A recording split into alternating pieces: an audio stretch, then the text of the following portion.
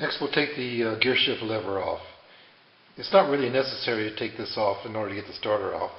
And the starter will squeeze by, but there's only one bolt holding it on, so we might as well take it off. Next we'll take the starter off. To get the starter off, there's 4 bolts around here, and then you also need to take the neutral indicator off.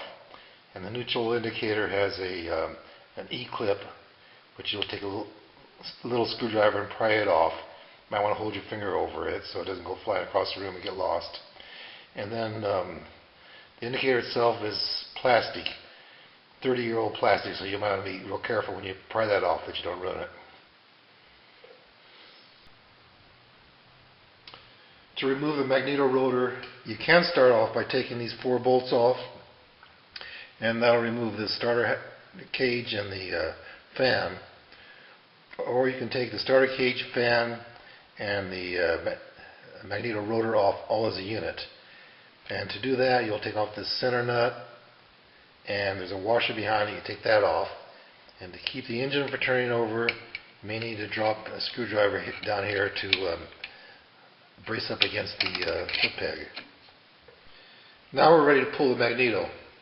And to do that, you need a special magneto puller. And it's composed of 2 parts. Put this part in first, and it has a left-handed thread, so you'll screw that into the middle here. There's threads inside here. And then you put this part on. And this part here, this third part, will push up against the crankshaft. This is the crankshaft end. And this threaded part here will pull the magneto rotor off.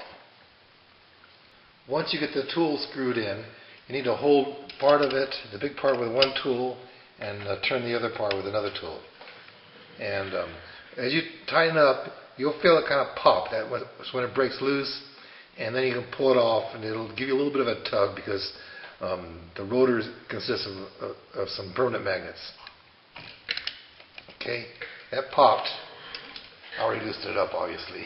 Sometimes they're a lot harder than that to get off. And then you feel it kind of tug here, and it's out. Now for the stator. We're going to start off by, if you haven't already done so, you want to disconnect this wire that comes out here. And then there's a clip that holds it in with a Phillips screw. This Phillips screw will probably be in real tight, and you're going to need to use a impact screwdriver. And what you do is you put it in here, make sure it fits really tight, and make sure it's turning counterclockwise, and you hit it with a hammer. And it'll break loose. It'll get the tightest screws out, and you almost never strip out the Phillips head. Okay, the wire is free now, and to take the stator out, you can take these 2 bolts out here and this clip and remove the stator itself and leave the housing on, or you can take the housing off with the stator attached to it. So we'll do it the second way. And to do that, you take off these 4 shiny chrome bolts here, and you take each of them off, and this whole thing will come off then.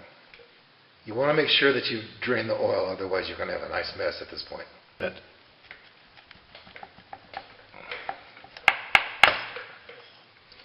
And there's the cam chain tensioner under there. While we're here, we might as well take the front drive sprocket off, this one here. We start by taking these bolts off, then you turn this retainer a little bit and slide it over the splines, and then you take the sprocket off.